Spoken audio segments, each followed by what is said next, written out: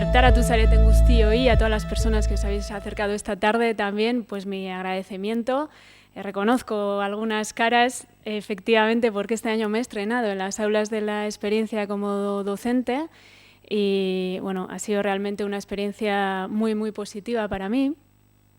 Agradezco, por tanto, el interés de las personas con quien he compartido todos estos meses en las aulas y al resto, que no os he llegado a conocer, pero espero esté siendo un buen curso en las aulas. Este es un trabajo que efectivamente hemos promovido y hemos realizado desde el Instituto EGOA, como decía Aritz. Es un instituto mixto de la UPV, es como parte de las estructuras de la UPV, un instituto de formación y de investigación, y a la vez somos una asociación. Tenemos esa naturaleza un poquito especial. Nuestras líneas de trabajo se centran, pues como digo, mucho en formación a nivel de posgrados, en temáticas relacionadas con los estudios de desarrollo, los conflictos armados, procesos de paz, pero también otras líneas de trabajo como economía social y solidaria, el propio análisis de las políticas públicas de cooperación internacional, movimientos sociales, solidaridad internacionalista, en fin, pues un conjunto de temas muy variado. Como digo, lo trabajamos a nivel de formación, de posgrado, pero también de investigación, organizadas y organizados en varios grupos. Entonces, este trabajo tiene que ver con una línea vinculada a los conflictos armados y a los procesos de paz, de justicia transicional, es decir, lo que tiene que ver con la agenda de verdad, justicia y reparación de personas que han sido víctimas de graves violaciones de derechos humanos. Y en nuestro caso, pues lo que tratamos de hacer es aportar mirada feminista y perspectiva de género a esos análisis, ¿no? Efectivamente, como mencionaba Aritz, Euskal Fondoa nos ha apoyado en una línea de trabajo de derechos humanos.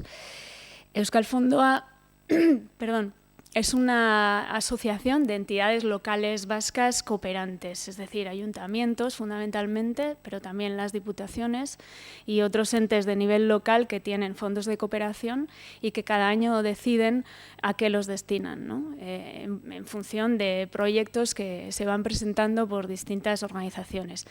Ahí entra EGOA con una propuesta de hace ya muchos años relacionada con derechos humanos en el Sáhara Occidental.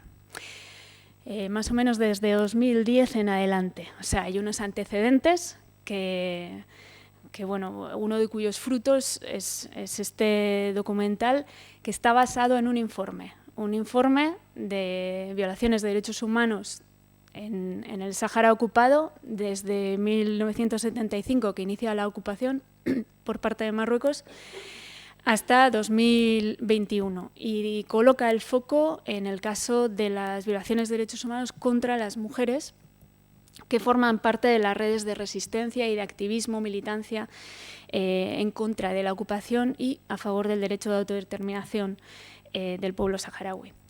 El informe lo realizamos, luego explicaré un poquito más cómo, pero lo realizamos y lo publicamos en 2022, y este documental que vamos a ver ahora, bueno, pues quiere ser un formato que acompañe y que ponga rostros y que ponga voz, ¿no?, a varias de las mujeres que han estado detrás del propio proceso de investigación que da lugar al informe, y que recoge también una parte de los testimonios que pudimos, bueno, pues recabar para ese informe.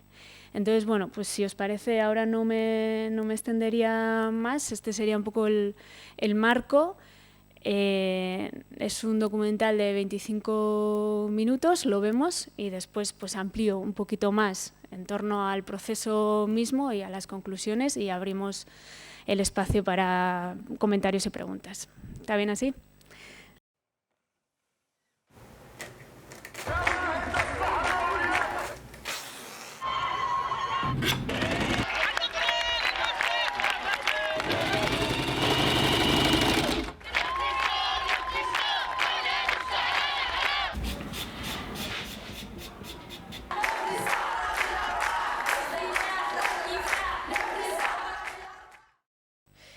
Imagino que que conmueve y remueve también, ¿no? Que es difícil después retomar la palabra. También cuando hemos compartido proyecciones con personas del Sáhara, pues realmente cuesta saber por dónde empezar, ¿no? Bueno, yo retomaría algunas de las cuestiones pues, de las que ya nos han hablado las propias compañeras saharauis en el documental. Me resulta más fácil de esta manera, ¿no? Habiendo visto imágenes de los territorios ocupados, ¿no? Y habiendo escuchado testimonios, pues seguir enmarcando y profundizando un poquito más en lo que ha sido el informe y sus resultados. Bueno, una de las primeras ideas es que efectivamente el Sáhara Occidental continúa siendo un territorio pendiente de descolonización, ¿no? Como lo es, por ejemplo, Palestina, de tan actualidad, ¿no? Por razones lamentables en los últimos meses y décadas, digamos. En 2025 van a ser los 50 años de la Marcha Verde, en virtud de la cual Marruecos, el Reino de Marruecos, ocupó con cientos de miles de personas civiles y también con militares el territorio del Sáhara ocupado, pues dando inicio a un gran éxodo, a un desplazamiento forzado de miles y miles de personas que, como sabéis, terminaron siendo acogidas en el Estado argelino, en los campamentos que se construyeron, los campamentos de Tinduf. Una parte de la población saharaui se quedó en territorios ocupados y otra parte está pues, en el exilio, ¿no? en todo el mundo. Entonces, es un pueblo dividido, pendiente de descolonización. La ocupación de Marruecos provocó una guerra que enfrentó a Marruecos, Mauritania y el Frente Polisario, y que terminó con un alto el fuego mediado por Naciones Unidas en 1991, que facilitó, por ejemplo, la salida de varias personas, entre ellas algunas de las que aparecen en el vídeo, que estuvieron varios años en condición de detenidas desaparecidas, y parte de los acuerdos de ese alto el fuego del 91 implicó que esas personas pudieran salir. Otras nunca salieron y continúan en condición de desaparecidas, ¿no? Bueno, este sería un poco el resumen, síntesis, quizá ya conocido por vosotras, por vosotros o por la mayor parte. En estas circunstancias pues hay, digamos, una ligación importante entre la sociedad vasca, diría yo, y la solidaridad vasca con respecto al pueblo saharaui desde hace décadas. Bastante centrada en campamentos de refugiados y en la solidaridad en términos de ayuda humanitaria a los campamentos de refugiados. Que dicho sea de paso, pues es una ayuda humanitaria que se ha ido reduciendo en los últimos años de manera evidente y en algunos casos drástica, ¿no? Pero quizá no ha sido para la sociedad vasca tan conocida la realidad de los territorios ocupados, de las personas, de las gentes saharauis que se quedaron y que se quedaron resistiendo a la ocupación, ¿no? Durante todas estas décadas. En ese sentido, gran parte del trabajo que estamos haciendo en Negoa tiene que ver con las personas y las organizaciones que están en los territorios ocupados. Si bien en paralelo, bueno, previamente en paralelo, también hemos continuado teniendo trabajo en campamentos.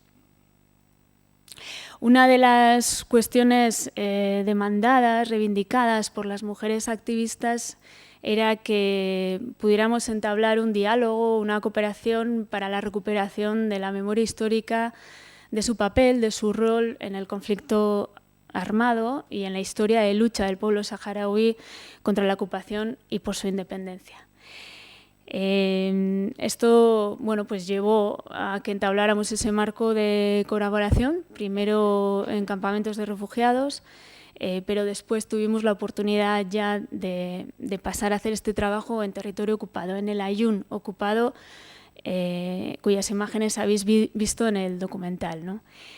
En este marco se gesta pues, la oportunidad de recabar los primeros testimonios, de hacer la primera documentación de violaciones de derechos humanos por nuestra parte. Eso fue en 2015. A partir de ahí publicamos un informe que se tituló En tierra ocupada, Memoria y resistencias de las mujeres saharauis, y que bueno, pues provocó que ya nunca más pudiéramos volver a entrar a territorio ocupado. Tenemos la entrada prohibida, no solo EGOA, obviamente, sino que toda persona que quiera hacer algún tipo de observación o labor relacionada con la defensa de los derechos humanos, con la denuncia de la situación en las zonas ocupadas, tiene prohibida la entrada. Esto incluye también incluso a representantes de la propia soberanía popular vasca, porque ha intentado varias veces también personas de la Comisión de Derechos Humanos del Parlamento Vasco entrar y no se les permite. Tampoco a periodistas. O sea, hace muchos años que no se está permitiendo la entrada a nadie. Hay un bloqueo informativo, un bloqueo también político, diplomático, en torno al Sáhara Occidental, ocupado, bastante intensificado a raíz de la reactivación de la guerra, como también se explica en el documental, en noviembre de 2020. Bien, en estas circunstancias estimamos, y ellas asumen el liderazgo, de que a pesar de todo hay que seguir adelante y hay que hacer este trabajo. Entonces, bueno, pues comenzamos colaborando pues, online, a distancia. Generamos conjuntamente reflexión sobre qué implica hacer trabajo de derechos humanos que tenga enfoque de género. Generamos también conjuntamente los instrumentos para recoger la información, consistentes bueno, pues en un guión de preguntas para entrevistas en profundidad, así como también para una encuesta, ¿no? Porque una de las cuestiones en las que ellas estaban totalmente determinadas, las mujeres saharauis, era que querían que esto quede por escrito. Se dice ahí, ¿no? Muchas veces lo que no registramos por escrito parece que no ha sido, no existe, ¿no? No queda para la historia. Esto tiene que ver más ampliamente con los sesgos, pues históricamente también androcéntricos de la propia construcción de la historia, ¿no? Y eso lo percibían ellas, lo perciben. O sea, muchas veces se habla de la lucha y de los activismos masculinos, tienen mucha más proyección interna y externa, pero pues parecía que estaba faltando dónde estaban ellas, ¿no? Ciertamente con respecto a campamentos de refugiados, pues sí se ha reconocido ampliamente también por el Frente Polisario la labor realizada y que continúan realizando las mujeres. Pero bueno, esta parte en territorios ocupados, esta historia de resistencia y de rebeldía y de insumisión, ¿no? De ahí el título también del documental, pues la veían más desdibujada. Entonces, bueno, pues en ese sentido querían que quedara por escrito y que hubiera datos cuantitativos. Esto tiene que ver ya también con los énfasis en la propia academia, ¿no? Porque parece que lo que no está en dato cuantitativo, en cifra, en tasa, en gráficos, etcétera, pues parece que tiene menos validez, menos rigor científico, ¿no? Y bueno, pues suponía un reto también para nosotras, mucho más habituadas a la metodología cualitativa y en este caso pues a testimonios orales, ¿no? En el marco del trabajo por los derechos humanos. Y asumimos ese reto, entonces creamos los instrumentos y dado que no podíamos trabajar conjuntamente allí, pues fueron ellas, un grupo de 5 mujeres, 2 de ellas aparecen en el documental, el Galia Jimmy y Mina Bali. Ellas hicieron todo el trabajo de ir pues una a una contactando y logrando, animando a las mujeres a que dieran su testimonio. Una especie de método, bueno, con el método de bola de nieve, ¿no? Así como ampliando en círculos concéntricos. Esto en una situación de total clandestinidad, de intensificación de la vigilancia y de la persecución con motivo de, como digo, de la reactivación de la guerra, pero una vigilancia que ya preexistía a ese momento, pero se intensifica, ¿no?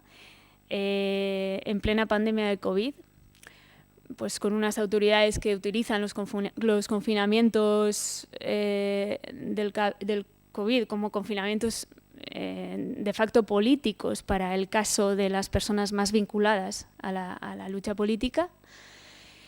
Y en esas condiciones realmente dificultosas, pues ellas logran 81 testimonios, cosa que en nuestra experiencia anterior, habiendo estado allí, pues no habíamos alcanzado, ¿no?, a esa muestra. Obviamente, no es el universo, ¿no?, de las personas que pueden ser entrevistadas y encuestadas, pero para las condiciones en las que este trabajo se dio, realmente es una cifra muy importante. Fueron personas que estuvieron de acuerdo en dar su testimonio en profundidad, de hacerlo con sus nombres y apellidos. Solo una persona finalmente, pues por razones de seguridad, decidió pues que no apareciera su testimonio.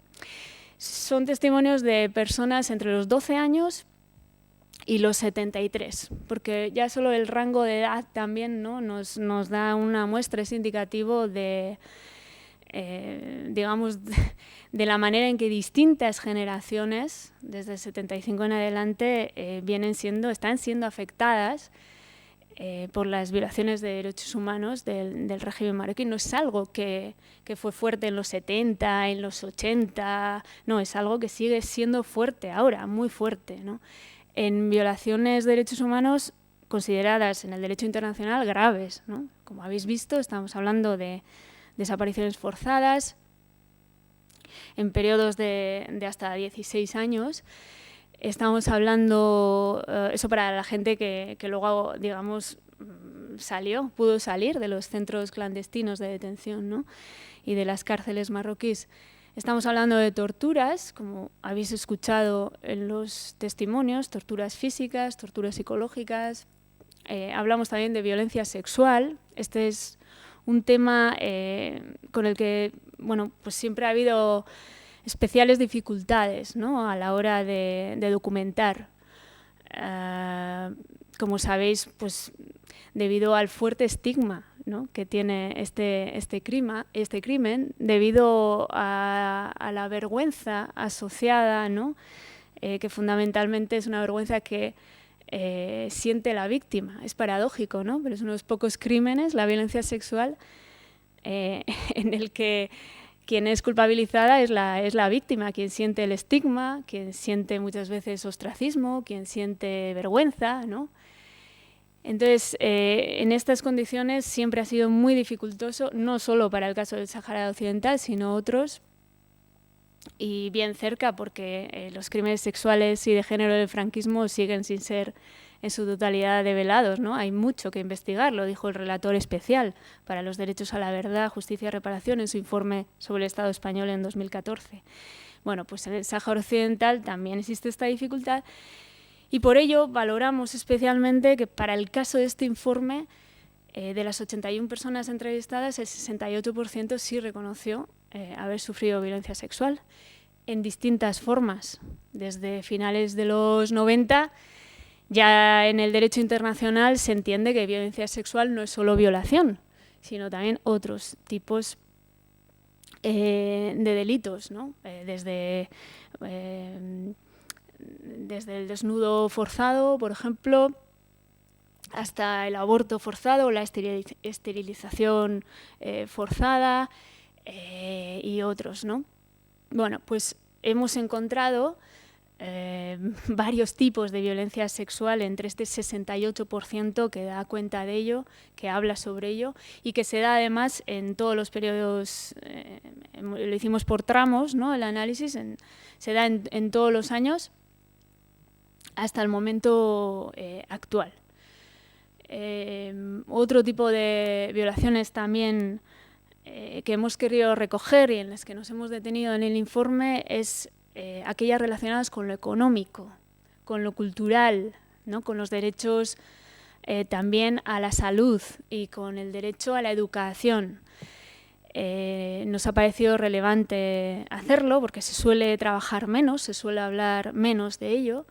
Pero la población saharaui en territorio ocupado es una población muy excluida en términos económicos, en términos laborales, sufren discriminaciones varias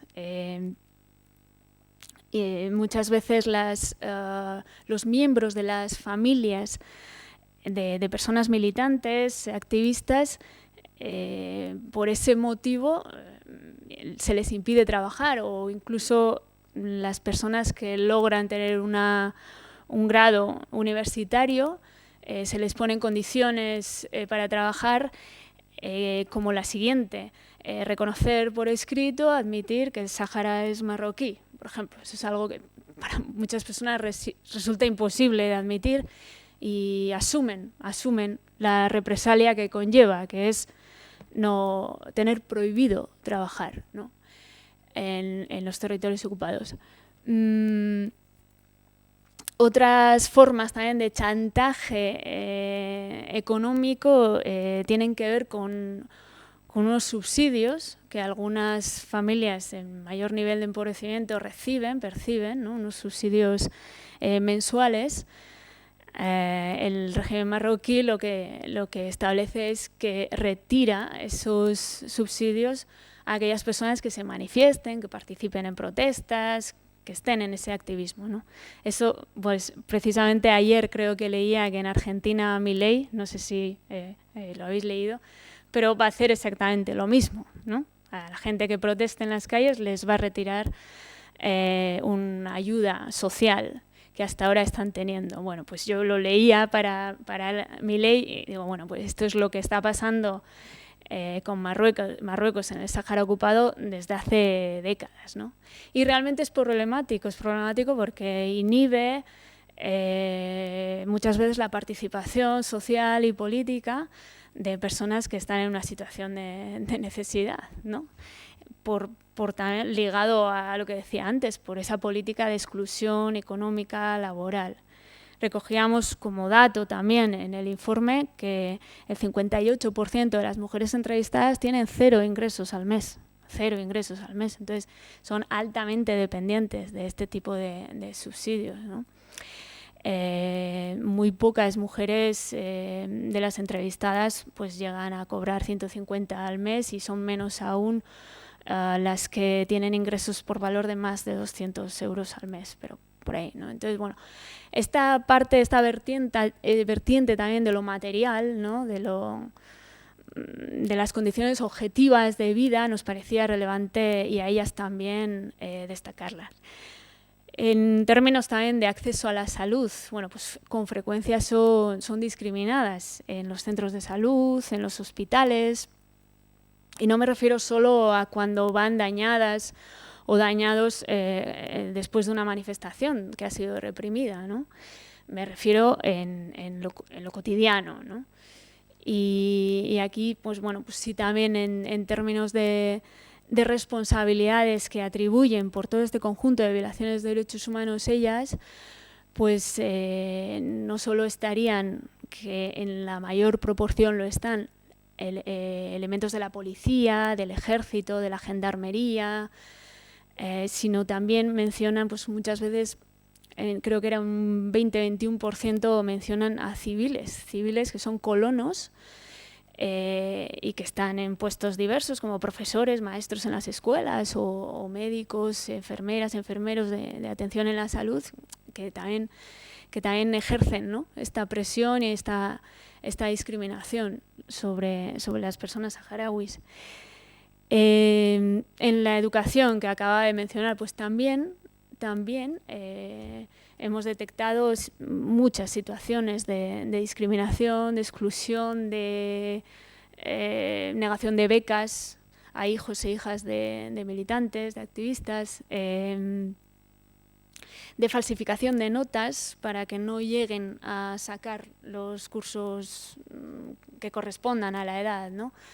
Y bueno, pues se constata pues que la propia escuela también, desde muy jóvenes, para las personas saharauis es un lugar hostil, es un lugar donde pues también están en una permanente batalla, ¿no? Y luego lo cultural, pues habéis visto algunos ejemplos, ¿no? Esa obsesión, le llaman muchas veces obsesión de Marruecos por prohibir los nombres en hasanía, ¿no?, se registre los recién nacidos con esos nombres, algo que también nos puede sonar, nos puede resonar aquí cerca, ¿no? Prohibición de levantar jaimas, que son las viviendas tradicionales, ¿no? Sobre todo desde el Gdeim Izik, desde el 2010, que fue una masiva protesta del pueblo saharaui en la que se alejaron de la Ayun, de la parte del contexto urbano, y más en la zona del desierto levantaron un montón de jaimas y estuvieron durante mucho tiempo ahí en protesta. Bueno, pues ese campamento de jaimas fue destruido y hubo una fuerte represión posterior por la cual quedan muchos presos políticos en la actualidad, son los del 2010 de Gdeim Izik. Bueno, pues desde ese momento en adelante ha estado absolutamente prohibida la posibilidad de levantar jaimas, ¿no? O la vestimenta tradicional saharaui, ¿no? Aquí yo diría que las mujeres suelen ser o son especialmente vulnerables en el sentido de que son ellas las que en mayor medida preservan la vestimenta tradicional, ¿no? Porque las vemos y las vemos en el vídeo, pero también las vemos aquí en nuestra ciudad, en Gasteiz, con las melfas, ¿no? Que es su traje tradicional, y sin embargo en el caso de los hombres, pues ese, digamos, ese identificativo, que es un identificativo, que es muy simbólico, que es muy de reivindicación identitaria, ¿no? Pues en el caso de los hombres no lo detectamos tan fácilmente porque pero eso mismo las expone a mayores niveles de violencia, ¿no? Y en las represiones, en las manifestaciones, pues es también sistemático, ¿no? que vayan contra ellas, que les traten de hacer daño quitándoles la melfa, etcétera, ¿no? Lo identitario es muy importante, lo simbólico es muy importante para el pueblo saharaui y no solo para el pueblo saharaui, pero lo veíamos también desde el inicio con la costura de las banderas, ¿no? O sea, es un elemento que está absolutamente prohibido y es determinante, pero esto ya desde los tiempos también de la propia colonia española, ¿no? Cuando a principios de los 70 nace el Frente Polisario y hay un movimiento de resistencia a la colonia española importante. Bueno, pues siempre han estado en ese empeño de mantener lo propio identitario también a través de esa simbología representada en la vestimenta, en la jaima o en la bandera, ¿no? Entonces hemos hecho un recorrido, el informe, bueno, esto no voy a entrar a todos los detalles, ¿verdad? Está siendo como una explicación que os invite a leer el informe. También mencionaba que recogíamos responsabilidades, ¿no? La gran mayoría de las mujeres que han dado su testimonio conoce a su agresor, a su torturador de manera directa. Creo que el dato era, creo recordar, el 69%, o sea, con nombres y apellidos, o con el alias de esa persona. Y además siguen conviviendo con ellos. Esto nos lo recordaba hace poco el Galia. Se siguen encontrando porque siguen viviendo allí mismo, ¿no? Y además son personas, esto también nos resonará, que han sido condecoradas, se les ha reconocido mérito militar o policial, ¿no? Por los servicios prestados. Entonces son personas que en el estamento correspondiente de la fuerza de seguridad que sea, pues han medrado y tienen un estatus. Y un lugar, ¿no? en las calles también del Sáhara ocupado. Bueno, pues junto a ello también puede ser relevante decir que el 78% de ellas han denunciado las violaciones de derechos humanos de las cuales han dado testimonio, ¿no? Han puesto denuncia no porque tengan unas especiales, esperanzas, o no porque tengan grandes expectativas sobre la respuesta en términos de justicia o reparación, pero sí como un acto político, ¿no? De decir, esto, aunque yo no espere nada del ocupante, yo lo denuncio, y lo denuncio en sus propias instancias, pero también lo denuncio en instancias internacionales. Por eso, como veíamos en el documental, las mujeres saharauis, no solo, pero muchas mujeres saharauis están teniendo un liderazgo importante en la denuncia en organismos de derechos humanos de Naciones Unidas. Tengo que decir, y en positivo, esto fue un resultado positivo, que presentamos el informe a la relatora especial de Naciones Unidas para la defensa de defensoras y defensores de derechos humanos, y va a incluir un párrafo sobre el Sáhara y sobre pues derivado de este trabajo en el próximo informe, ¿no? Otras cosas en positivo también puedo decir, bueno, no directamente atribuible a este trabajo, que es que el grupo del Consejo de Naciones Unidas sobre detención arbitraria ha establecido que Marruecos detuvo arbitrariamente y mantiene en la cárcel de forma ilegal a las personas que están presas con motivo de Hedei Misik de 2010, de lo que se hablaba antes, ¿verdad? Bueno, pues se está diciendo a Naciones Unidas que tienen que ser esas personas liberadas. Es cierto que no es la primera vez. Es cierto que Naciones Unidas y todo su aparataje también de derechos humanos pues está en un momento delicado, con un fuerte descrédito, con muchos países y líderes que están cuestionando el propio derecho internacional o que directamente, pues como vemos todos los días, ¿no? Para el caso de Israel, se lo están saltando pues desde todos los puntos de vista, ¿no? Lo que está pasando en Palestina está siendo un mensaje duro y que golpea, desde luego, al pueblo saharaui. Es un mensaje duro de, bueno, si de nada vale el derecho internacional humanitario, de nada vale el derecho internacional de los derechos humanos, pues ¿qué podemos esperar, verdad?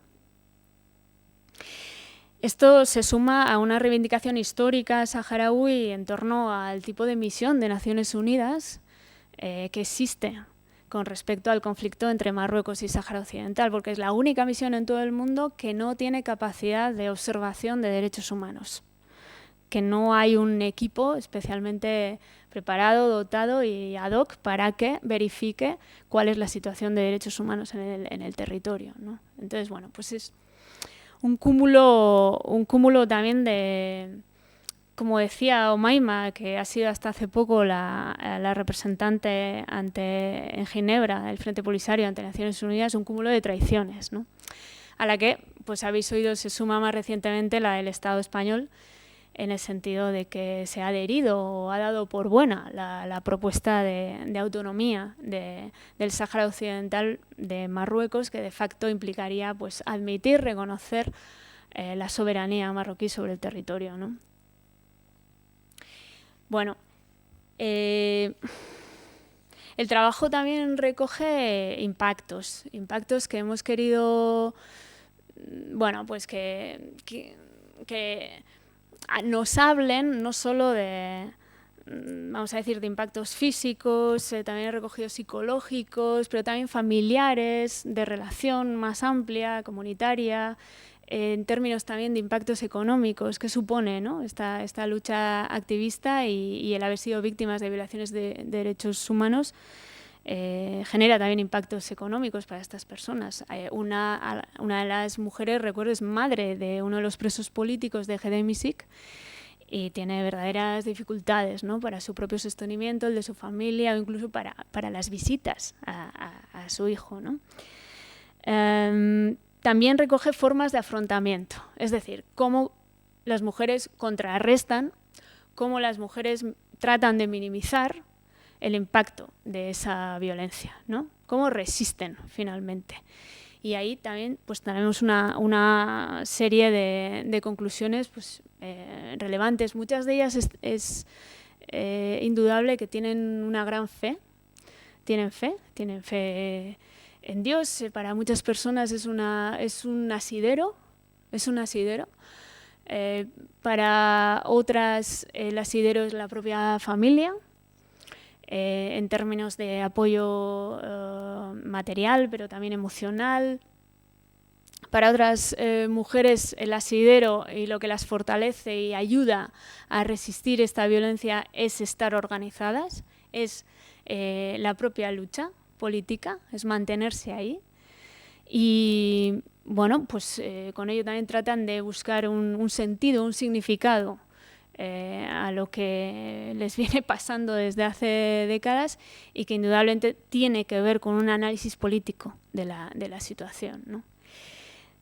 También hemos preguntado sobre sus demandas, ¿no? Demandas, obviamente tienen demandas en términos de justicia, pero también empezar a indagar un poco qué podría ser reparador para ellas, teniendo en cuenta que es un conflicto abierto, que siguen estando en una situación de ocupación y que continúan las violaciones de derechos humanos. Pero, bueno, ante esta pregunta, igual de manera obvia también, ¿verdad? Pero las respuestas tienen que ver con el ejercicio del derecho de autodeterminación, que es el punto fundamental al que se llegó en 1991 en el Acuerdo del Alto al Fuego, ¿no? Como decía antes, mediado por Naciones Unidas, y Naciones Unidas, en teoría, es la entidad que, en nombre de la comunidad internacional, debe aún promover el ejercicio de su derecho a la autodeterminación. Autodeterminación e independencia, ¿no? Y fin de la ocupación. O sea, ¿qué es reparador? Que se vayan, ¿no? Que podamos hacer el referéndum, que podamos ser independientes, que retorne la población refugiada. El pueblo saharaui está, pues eso, absolutamente dividido. Todo el mundo tiene familiares en campamentos. Muchas veces no se han podido ver en un montón de tiempo, o quizá no se han podido ver ni desde el momento de la ocupación en el 75, ¿no? Exigencia de liberación de los presos políticos.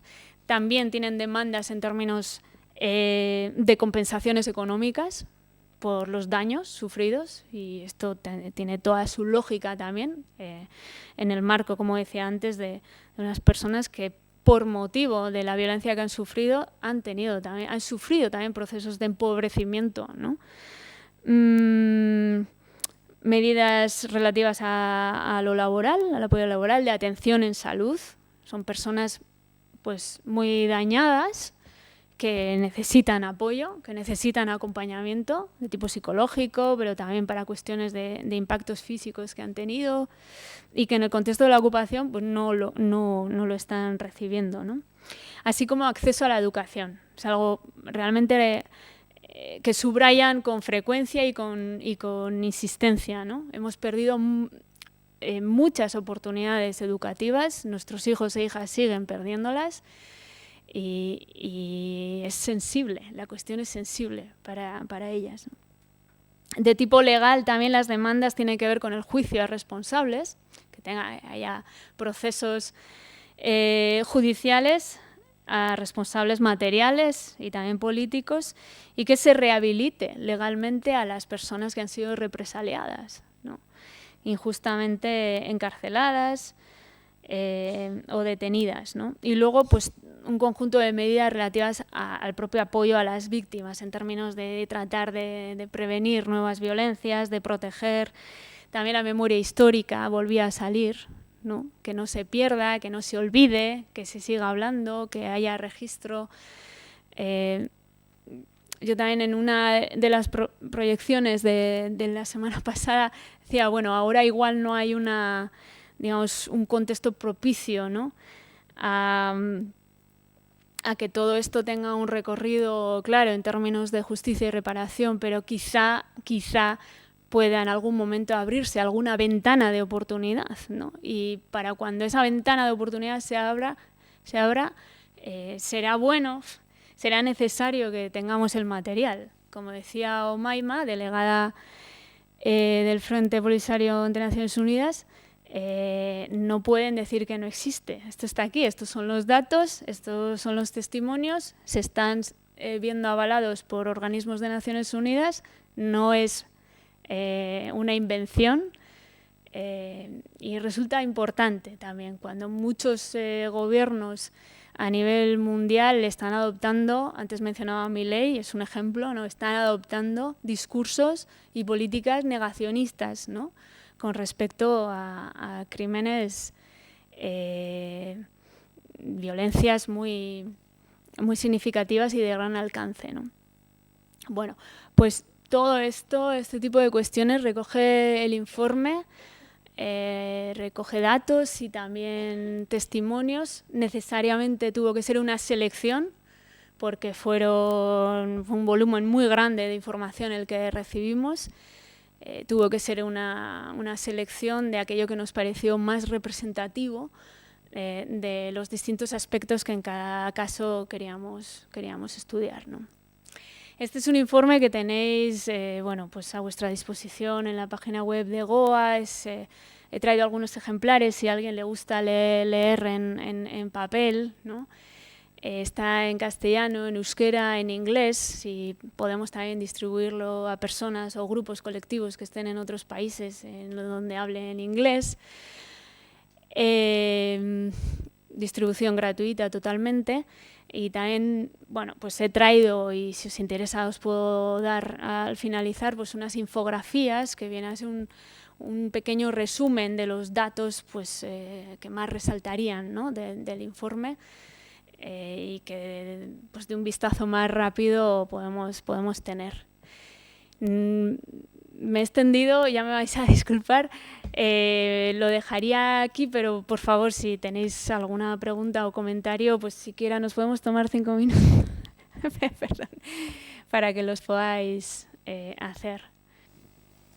No, en la escuela de pequeños van a ver si van juntos los marroquíes y los saharauis, o sea, en primaria. Y luego también cómo se les transmite a los marroquíes, pues eso, el pueblo saharaui. Bueno, sí, en primer lugar sí que van juntos y juntas a la escuela. Sí, eso en primer lugar. ¿Y cómo se les transmite a los marroquíes? Bueno, el planteamiento marroquí es que Sáhara es, pues digamos, la provincia del sur de Marruecos, ¿no? En las escuelas, en el currículum educativo, no se contempla nada que tenga que ver con la propia historia saharaui, con las características propias del pueblo saharaui, nada que tenga que ver con la versión, digamos, de la historia y de los hechos saharauis, ¿no?